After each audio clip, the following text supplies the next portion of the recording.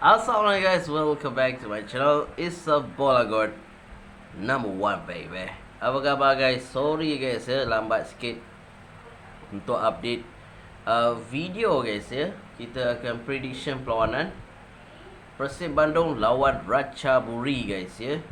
Persib Bandung lawan Ratchaburi guys ya. Dengan aggregate sekarang ni Ratchaburi leading 3-0 guys ya. Dan aku tak tahu guys, adakah Persib Bandung akan comeback atau tidak. Dan sampai tu guys ya, selamat menyambut bulan Ramadan guys ya kepada semua. Dan aku harap bulan ni akan jadi bulan yang baik lah. Okey, kita teruskan. Kita tahu Persib Bandung akan lawan di rumah mereka. First leg lawan di Thailand, second leg lawan di Thailand. Jadi ini mungkin akan jadi cabaran yang besar lah untuk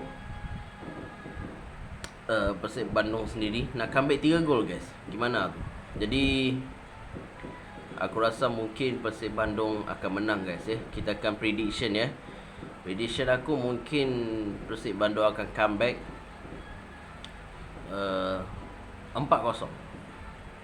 Tak pastilah boleh comeback tidak, tapi kita just prediction, okay? 3-0 comeback 4 gol. Comeback 4 gol. Tapi elakkan daripada bolos. Elakkan daripada bolos.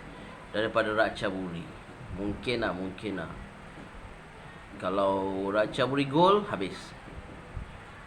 Mereka kalau gol lagi 4-0, 5-0. Jadi better 4-0 guys.